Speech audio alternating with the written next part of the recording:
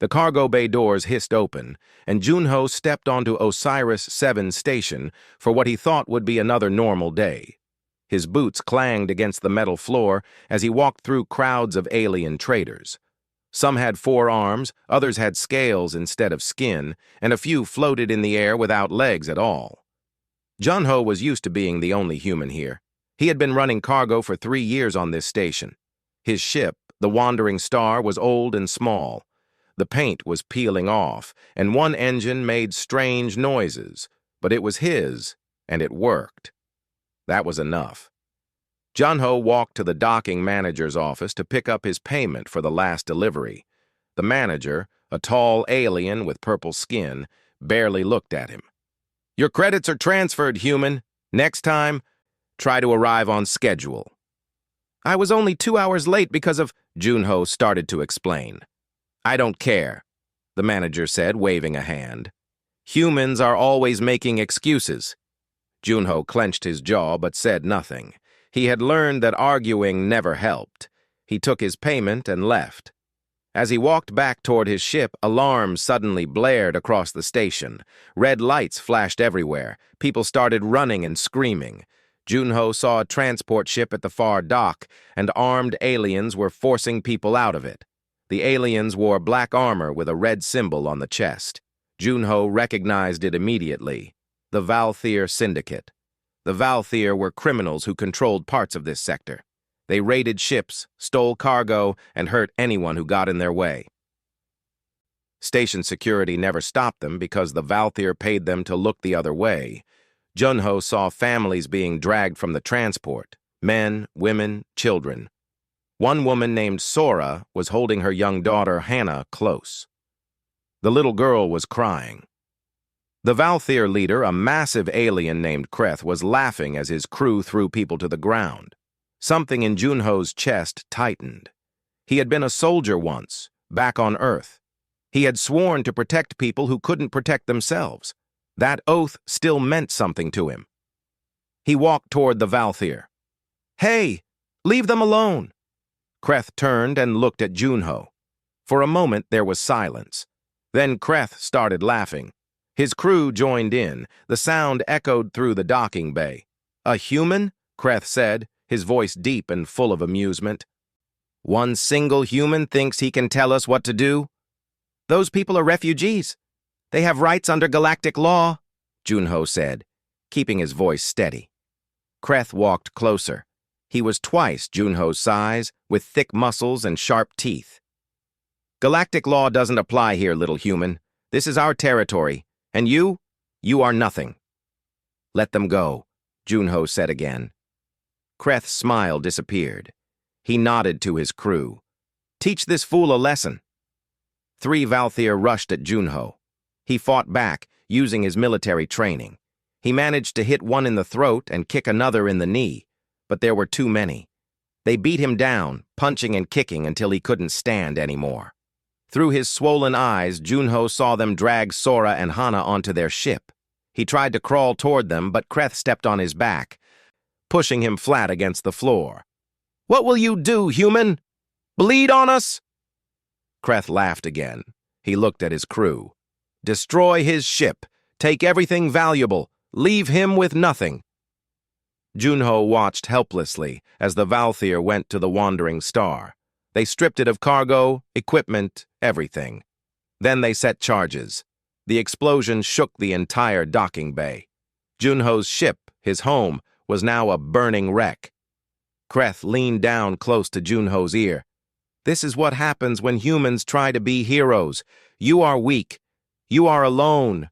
You are nothing." He stood up and spoke louder. "I'm sending this footage to every screen on this station. Everyone will see what happens to those who challenge us." The Valthyr boarded their ship and left. Junho lay on the cold floor, bleeding and broken. Station security finally arrived, but they didn't help him. They just told him to move along. Hours later, Junho woke up in the medical bay. A woman was treating his wounds. Her name was Minji, and she was the station's only doctor who would help people for free. "You were lucky," Minji said quietly. Nothing is broken permanently. But Junho, what were you thinking? Fighting the Valthyr alone? I couldn't just watch, Junho whispered. Minji sighed. I've treated 47 victims of Valthyr raids this year. 47. And those are just the ones who survived. The station authorities won't stop them.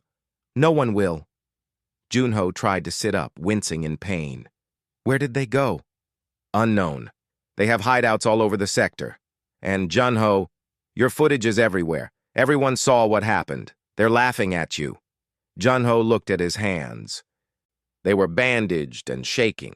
For a moment, he felt the weight of his defeat. But then he remembered Hana's crying face. He remembered Sora trying to protect her daughter. He remembered all the people the Valthyr had hurt. Let them laugh, Junho said softly. They think one human can't do anything. They think I'm nothing. He looked at Minji with hard eyes. They're wrong. They're going to learn what one human can do when you take everything from him. Minji saw something in his expression that made her shiver. It wasn't anger, it was something colder, something more dangerous. It was purpose. What are you going to do? She asked. Junho slowly stood up, despite the pain. I'm going to find them. And I'm going to make them answer for every person they've hurt. That's impossible. You have no ship, no weapons, no resources. Then I'll get them, Junho said. One way or another. Outside the medical bay, screens all over the station still showed the footage of Junho's defeat. Aliens were laughing, making jokes about the weak human who tried to be a hero. But Junho didn't care about their laughter anymore. He had a new mission now, and nothing would stop him from completing it. 2 weeks passed since the Valthyr destroyed Junho's ship. He worked every job he could find on Osiris 7. He cleaned waste tanks, unloaded cargo, repaired broken equipment. The work was hard and the pay was terrible, but he saved every credit. Other workers made fun of him. They called him the foolish human and asked when he would give up and go home. Junho said nothing. He just kept working. At night, he studied everything he could find about the Valthyr Syndicate. He used the station's public computers to search through old records, crime reports, and shipping manifests. The Valthyr were smart and careful, but they made mistakes. Everyone made mistakes. Junho just had to find them. He learned that the Valthyr operated in a region called the Void Reaches, far from any government control. They had multiple bases, always moving, never staying in one place too long. They raided refugee ships because those ships carried valuable goods and desperate people who wouldn't fight back. After 3 weeks, Junho had enough credits to buy some basic supplies. He went to the lower levels of the station, where the black market operated. This was where criminals and smugglers traded illegal goods.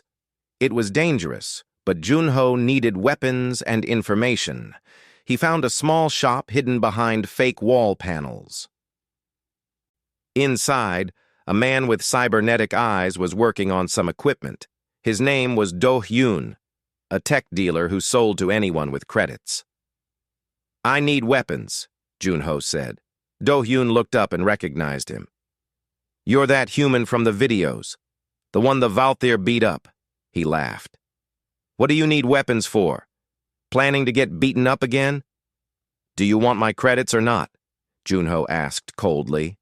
Do-hyun stopped laughing. Credits are credits. What can you afford? Not much, Junho admitted. But you owe me a favor. Remember? Do-hyun's smile faded.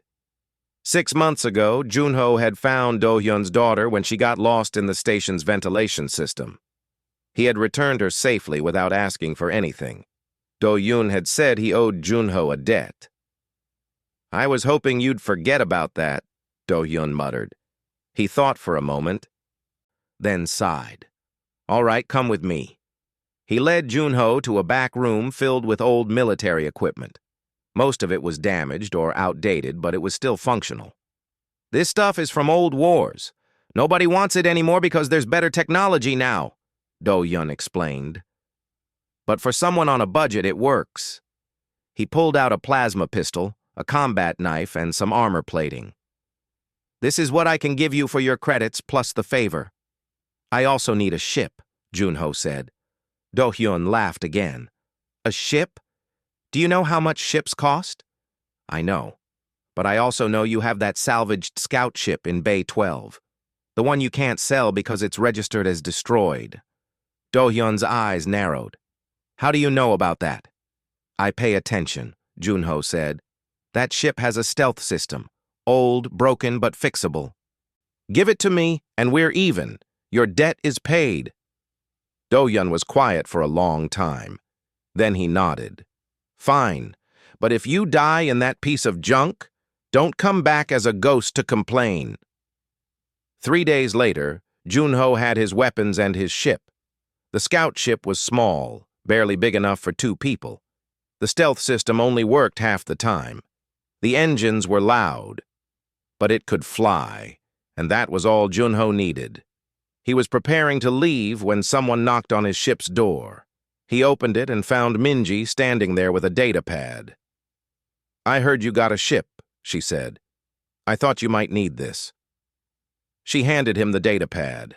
On it were medical records, refugee reports, and station logs. All of them showed Valthier attacks over the past 2 years. 47 raids, Minji said. Hundreds of victims. I've been keeping track because no one else would. Maybe this information can help you find them. Junho took the data pad. Why are you helping me? Because someone should, Minji said simply. Because I'm tired of treating victims and never seeing justice. And because maybe, just maybe, you can actually do something. Thank you, Junho said. As Minji turned to leave, she stopped.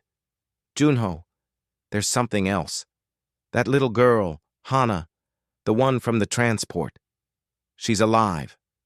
Junho's heart jumped. Where? Here, on the station.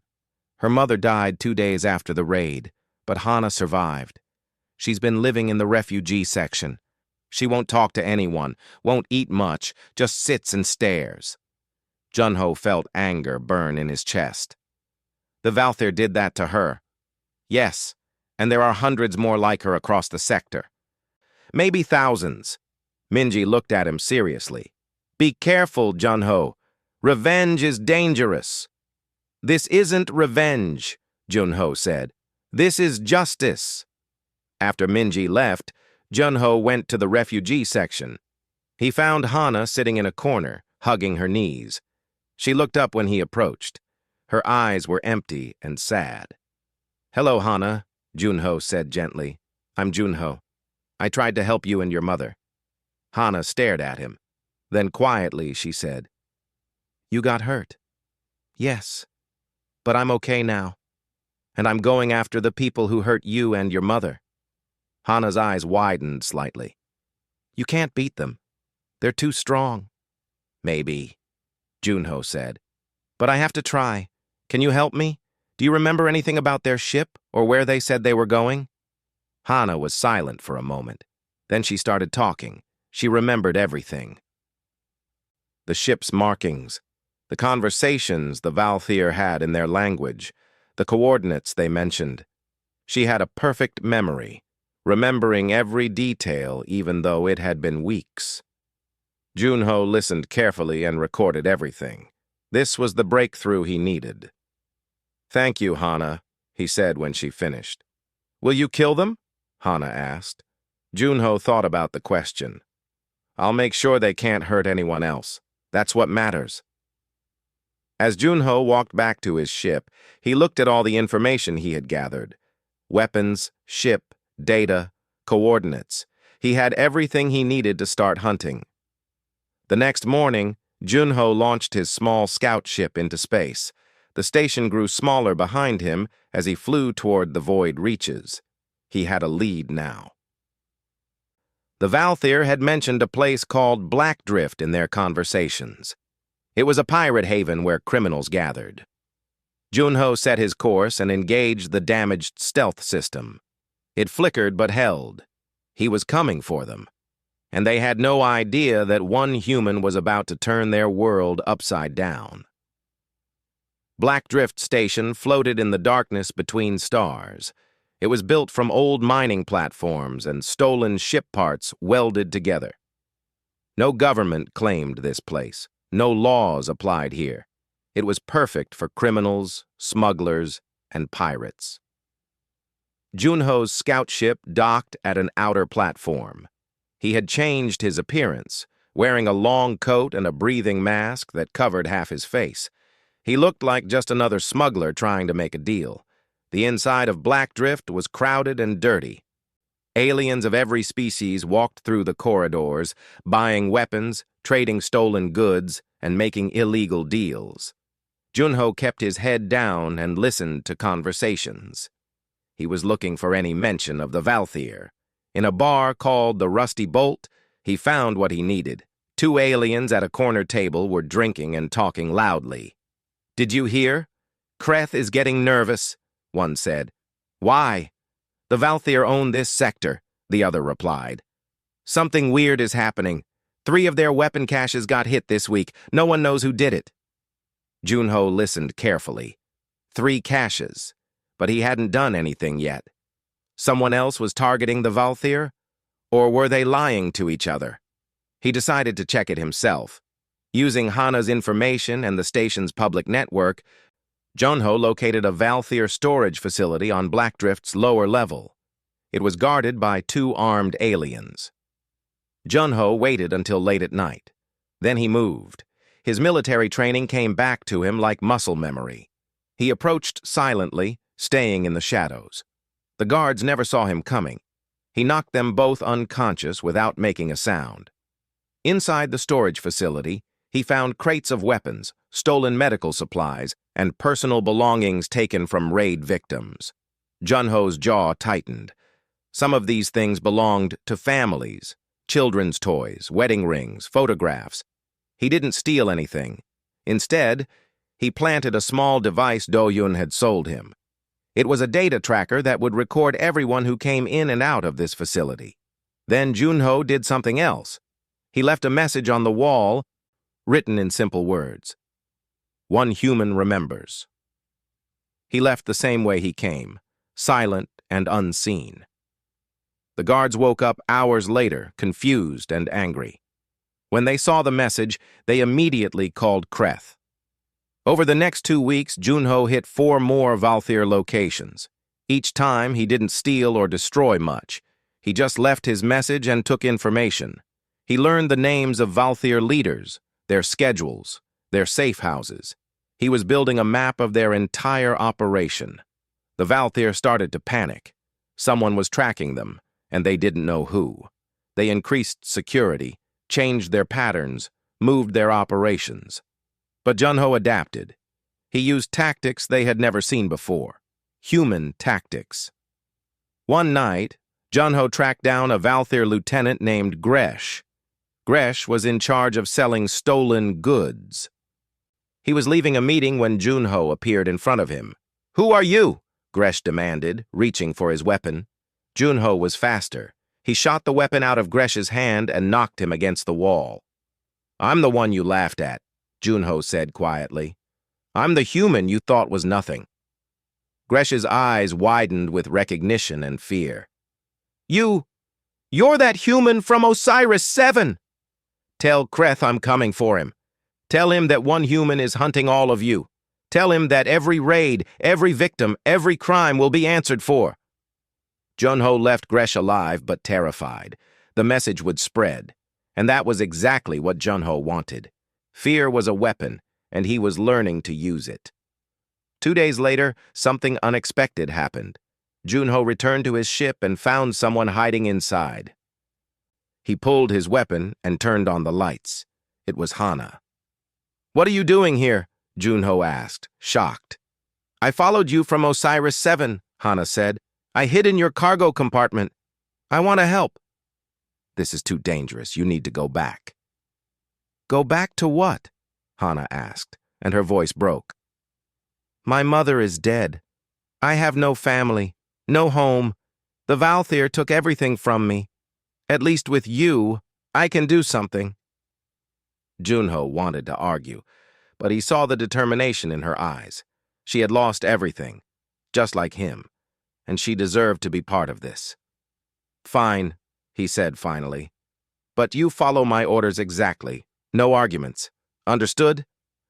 Hana nodded. Having Hana with him changed things. She was smart and remembered everything she saw or heard. She helped Junho decode Valthyr communications and identify their ships. She was also small and could fit into places Junho couldn't.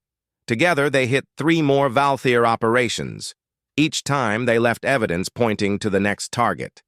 Junho was creating a trail, making the Valthyr chase their own shadows. Kreth finally had enough. He called a meeting of his top lieutenants. Junho knew about the meeting because he had tapped their communications. He listened as Kreth spoke to his crew. This human is making us look weak. He's alone and he's destroying our reputation. I want him found and killed. Send Vrex. He's the best tracker we have. Vrex was a legend among the Valthyr. He had hunted down dozens of enemies. He had never failed. He was fast, smart, and completely ruthless. Junho knew he was in danger now, but he also saw an opportunity. If he could defeat Vrex, it would send a powerful message to the Valthyr. It would show them that humans were not weak. He prepared carefully. He studied Vrex's methods, his patterns, his weaknesses. Every hunter had weaknesses. Junho just had to find them. 3 days later, Vrex found Junho on a small moon, where the Valthyr had a hidden base. Junho was waiting in an abandoned building. He had set traps throughout the structure, using human engineering and tactics that Vrex had never encountered. Vrex entered confidently. "Human! I know you're here. Come out and face me." Junho's voice echoed from hidden speakers. "You're standing on a pressure plate. Move, and the building collapses." Vrex looked down and saw it was true. He snarled. "Clever, but this won't stop me." "It's not meant to stop you," Junho said. "It's meant to teach you a lesson." For the next hour, Vrex tried to hunt Junho through the building. But every corridor led to a trap. Every room was a puzzle. Junho was always one step ahead, using the environment against Vrex. Finally, exhausted and frustrated, Vrex fell into the last trap. A net made of steel cables caught him and lifted him off the ground. Junho appeared from the shadows. "You underestimated me, just like Kreth did, just like all of you did." "You're just one human," Vrex shouted. "Yes," Junho said. "One human who's been tracking all of you. One human who knows where your bases are, who your allies are, and what your plans are. One human who's going to bring you all down." He walked closer to Vrex. "I'm letting you live. Go back to Kreth. Tell him I'm coming. Tell him that one human remembers every victim, every crime, every laugh. Tell him his time is running out." Junho cut Vrex down and let him escape. The tracker ran back to his ship, defeated and humiliated. When Kreth heard what happened, he stopped laughing. For the first time, fear crept into his mind. This wasn't just some revenge mission. This human was hunting them systematically, professionally. This human was dangerous. News of Junho's hunt spread through the criminal underworld like fire. The human who was supposed to be nothing, the one everyone laughed at, was now feared. Smaller gangs started avoiding the Valthyr, not wanting to be caught in the crossfire. Some of the Valthyr's allies quietly cut ties with them. Kreth made a decision. He gathered his remaining crew and fled to the Iron Nest, the Valthyr's main base hidden deep in an asteroid field. The Iron Nest was a massive fortress carved into a giant asteroid. It had shields, weapons, and enough supplies to withstand a siege from an entire fleet. Kreth thought he would be safe there. Junho tracked them through the data he had collected. He knew where they were going before they even arrived.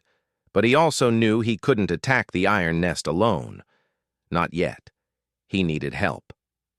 Hana suggested they look for other victims of the Valthyr. They want revenge, too. Maybe they'll help us. It was a good idea.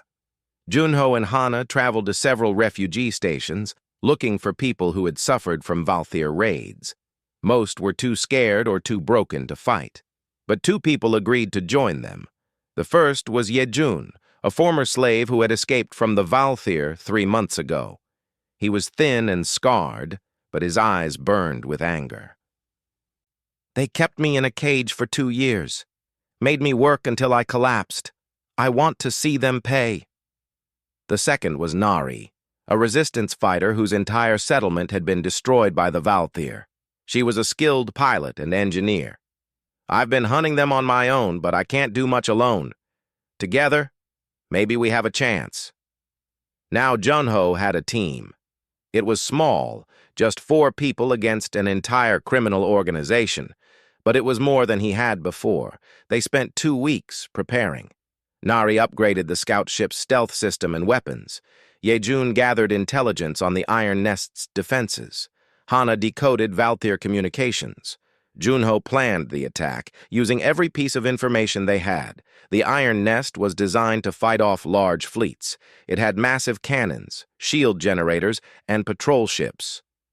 But Junho wasn't planning a direct assault. He was planning infiltration.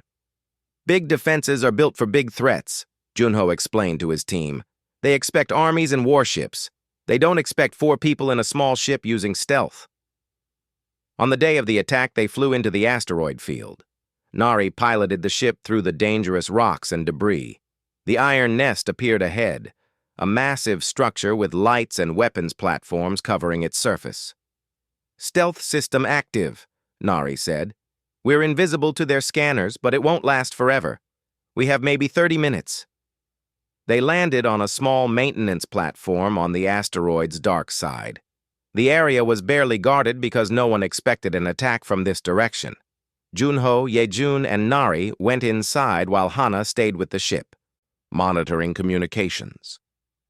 Inside the Iron Nest, they moved through maintenance tunnels and service corridors.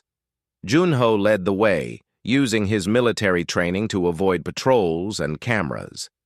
They planted small explosive charges at key locations, shield generators, life support systems, and communication arrays.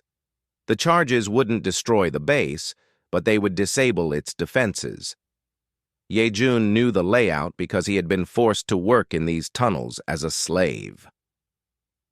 The command center is 3 levels up. That's where Kreth will be. They climbed through ventilation shafts and emergency ladders. Twice they had to hide from Valthyr patrols. Once they had to fight their way through a checkpoint, but they kept moving forward. Finally, they reached the command center. Through a window, they could see Kreth and his remaining lieutenants. There were at least 20 armed Valthyr inside. We are outnumbered, Nari whispered. We don't need to fight all of them, Junho said. He pulled out a device Do-hyun had given him. It was a hacking tool, outdated and slow, but it worked on older systems like the ones in the Iron Nest. He plugged it into a terminal outside the command center. The device began breaking through the security. It took 5 minutes, the longest 5 minutes of Junho's life. But finally, it worked. He had access to the Iron Nest's systems. Hana, are you ready? Junho spoke into his communicator. From the ship, Hana's voice came through. Ready? I've been recording everything like you asked. Junho smiled. Then he pressed a button. Every screen in the command center lit up. Every screen across the entire Iron Nest showed the same thing. Footage of every Valthyr raid over the past 2 years. Victims crying, families destroyed, people begging for mercy. And through it all, Kreth's voice, laughing and mocking. But there was more. Junho had also hacked into galactic communication networks. The footage was being broadcast to law enforcement agencies, news stations, and bounty hunter guilds across multiple sectors. Kreth's face turned pale as he realized what was happening. Shut it down! Shut it all down! His crew tried, but Junho had locked them out of their own systems. The footage kept playing. Then Junho detonated the charges. Across the iron nest, explosions rocked the structure. Shields went offline. Weapon systems failed. Life support started fluctuating. Red emergency lights filled the corridors. Junho, Yejun, and Nari walked into the command center through the main door. The Valthier turned, weapons ready. "You!" Kreth shouted when he saw Junho. "How are you here? This is impossible!" "You said I was nothing," Junho said calmly. "You said one human couldn't do anything. But I disabled your fortress. I exposed your crimes to the entire galaxy. And I did it with 3 other people. What does that say about you?" Kreth roared and lunged at Junho. The two crashed through equipment and terminals, fighting hand to hand. Kreth was bigger and stronger, but Junho was faster and smarter. He used Kreth's size against him, making the alien stumble and crash into walls. The other Valthier tried to help their leader, but Yejun and Nari fought them off. The battle was chaotic and desperate. Junho and Kreth fought their way to the center of the room. Kreth grabbed Junho by the throat and lifted him off the ground. "You think you've won? We're still strong. We can rebuild." Junho smiled despite the pain. "No, you can't. Look outside." Kreth turned his head. Through the command center windows, he could see ships arriving. Lots of ships, coalition forces, bounty hunters, even some corporate security vessels. They surrounded the iron nest completely. "I sent them everything," Junho said. "Every crime, every location, every name. And I disabled your defenses so they could come in and finish the job." Kreth's grip loosened in shock. Junho broke free and kicked Kreth in the chest, sending the huge alien crashing to the floor. "You have 2 choices," Junho said, standing over Kreth. "Surrender to justice, or face me in a fair fight. No crew, no weapons, just you and me." Kreth laughed bitterly. "A fair fight? Against a human? I'm twice your size. My people are warriors." "Then fight me," Junho said, dropping his weapons. "Show me how strong you are." Kreth stood up, breathing hard. His pride wouldn't let him surrender to a human. He charged at Junho one more time. The fight was brutal. Kreth landed heavy blows that would have killed most people. But Junho kept getting up. He used every technique he knew, striking at weak points, dodging, enduring. Humans might not be as strong as aliens, but they had something else. They didn't give up. Finally, after what felt like hours but was only minutes, Junho landed a perfect strike to Kreth's temple. The giant alien collapsed and didn't get up. Coalition forces burst into the command center. "Everyone on the ground, now!" The remaining Valthier surrendered. They had no choice. An officer approached Junho, who was bruised and bleeding. "Are you the one who sent us the data?" "Yes," Junho said. "You did good work. These criminals have been operating for years and we could never catch them. Now we have everything we need to put them away forever." Junho nodded. He looked at Kreth, unconscious on the floor. "Make sure he faces justice for every person he hurt." "We will." "You have my word." As Junho, Yejun, and Nari were escorted out, Junho felt the weight finally lifting from his shoulders. It was over. The Valthier Syndicate was finished. 3 months after the Iron Nest fell, the trials began. Kreth and 43 other Valthier members faced justice in a coalition court. The proceedings were broadcast across multiple sectors. Junho attended every day, sitting in the gallery with other victims. The evidence was overwhelming. Junho's recordings, the data from the raids, testimony from survivors. The Valthier had nowhere to hide. One by one, they were found guilty. Kreth received life imprisonment without possibility of parole. His crew received similar sentences. When the final verdict was announced, Junho saw Hana sitting next to him. She was crying, but they were tears of relief. "It's really over," she whispered. "Yes," Junho said. "They can't hurt anyone anymore." After the trials, something unexpected happened. The story of the single human who dismantled the Valthyr syndicate spread across the galaxy. News stations interviewed survivors. Reporters wanted to talk to Junho. Some called him a hero. Others called him crazy. Many species began to reconsider their opinions about humans. They realized that humans might be physically weaker than some aliens. But they had other strengths: determination, adaptability, the refusal to give up even when everything seemed hopeless. A representative from the Coalition Defense Force visited Junho one day. "We want to offer you a position. Your skills could be valuable in hunting down other criminal organizations." Junho thought about it. "I appreciate the offer, but I'm not a soldier anymore. I did what I needed to do. Now I want to help in other ways." The representative nodded. "If you change your mind, the offer stands." Junho returned to Osiris 7 Station.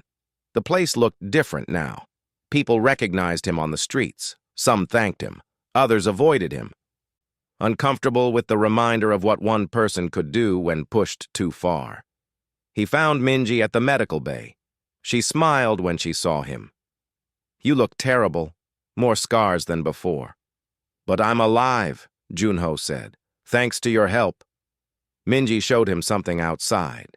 In the docking bay was a ship. Not a huge vessel, but bigger and better than the Wandering Star had been. It was new, clean, and fully equipped. "What is this?" Junho asked. "It's from the survivors," Minji explained. "They pooled their money together. Refugees, freed slaves, families who lost people to the Valthyr. They wanted to give you something to replace what you lost. They call it the New Dawn." Junho felt his throat tighten. He walked up to the ship and touched its hull. It was real. People he had never met had come together to thank him. Over the next week, Junho received messages from across the sector. Thank you notes. Stories of how his actions had inspired others to stand up against criminals. Requests for help from people facing similar situations. One day, Yejun and Nari came to visit him. They had been helping with the trials, but now those were finished. "So what now?" Yejun asked. "Back to normal life?" Junho looked at them. "While hunting the Valthyr, I found evidence of other groups. Slavers, raiders, weapons dealers. They're still out there, hurting people." Nari's eyes lit up. "You're thinking about going after them?" "Someone should," Junho said. "The coalition is too slow. Governments are too political. But a small group, moving fast, using unconventional methods. We could make a difference." "You want to form a team?" Yejun asked. "I want to give people a choice," Junho said. "The Valthyr thought they were untouchable. They were wrong. Maybe other criminals need to learn the same lesson." Yejun grinned. "I'm in. I owe those bastards and anyone like them." "Me too," Nari said. "This is better than what I was doing alone." Hana, who had been listening quietly, spoke up. "What about me?" Junho looked at her. Over the past months, she had grown stronger. The broken child from the refugee section was gone, replaced by someone with purpose. "You should go to school, have a normal life. You deserve that." "I don't want normal," Hana said. "Normal is boring. Normal is what I had before the Valthyr. I want to help people like you helped me." Junho wanted to argue, but he saw the determination in her eyes. The same determination that kept him going when everyone said he would fail. Who was he to deny her that? "All right," he said finally, "but you're getting proper training, combat, survival, everything. No more just sneaking onto ships." Hana smiled, really smiled, for the first time in months. The next day, Minji came to see them off. Junho and his team were loading supplies onto the New Dawn, preparing for their first mission. They had received a distress call from a mining colony being extorted by a gang called the Red Suns. "Be careful out there," Minji said. She looked at Junho seriously.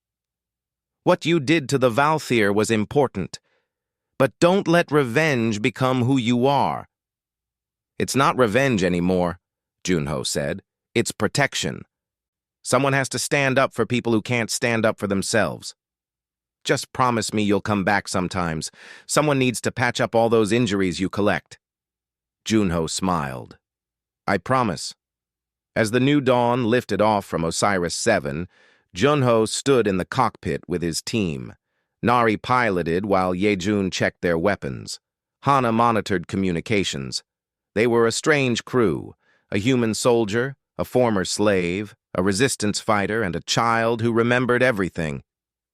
But they worked together. They trusted each other. And they had a mission. Incoming message, Hana said. It's from the mining colony. They're asking if we're really coming to help. Junho picked up the communicator. This is the new dawn. We're on our way. Hold tight. He ended the transmission and looked at the stars ahead. Somewhere out there, criminals thought they were safe. They thought no one would stop them. They thought they were too powerful, too hidden, too smart. They were wrong. The galaxy was a big place, full of darkness and danger. But now there was something else moving through that darkness. A small ship with 4 people who refused to let evil go unpunished. The new dawn jumped to hyperspace, leaving Osiris 7 behind. Junho's journey wasn't over. In some ways, it was just beginning. The Valthyr had laughed at one human. They had learned their mistake the hard way. Now other criminals were about to learn the same lesson. You could be bigger, stronger, more numerous, but if you hurt innocent people, eventually someone would come for you. Someone who wouldn't give up. Someone who wouldn't forget. Someone who would track you down, no matter how far you ran. And sometimes, that someone was just one human with nothing left to lose and everything to fight for. In the cargo bay of the New Dawn, Junho had placed a memorial wall. On it were photographs of all the Valthyr's victims he could identify. Sora, Hana's mother, was there. So were hundreds of others. He looked at their faces and made a silent promise. Your deaths meant something. Because of you, others will be saved. Because of you, I won't stop fighting. Hana came up behind him and put her hand in his. She didn't say anything. She didn't need to. They both understood. The galaxy had underestimated humanity. They had seen humans as weak newcomers, unimportant and easy to dismiss. But Junho had shown them something different. He had shown them that humanity's strength wasn't in muscles or weapons. It was in the refusal to accept injustice. It was in the determination to protect others, even at great personal cost. It was in the simple, powerful idea that one person could make a difference. The Valthyr had laughed at the single human. They weren't laughing anymore. And across the galaxy, other criminals were starting to worry. Because a message had been sent, loud and clear. Humans don't forget. Humans don't give up. And if you hurt innocent people, one human might be all it takes to bring you down. The New Dawn flew on through the stars, carrying its small crew toward their next mission. Behind them, the legend grew. Ahead of them, people who needed help waited. And Junho wouldn't stop until every last criminal organization learned what the Valthyr had learned. Never underestimate a human with a purpose.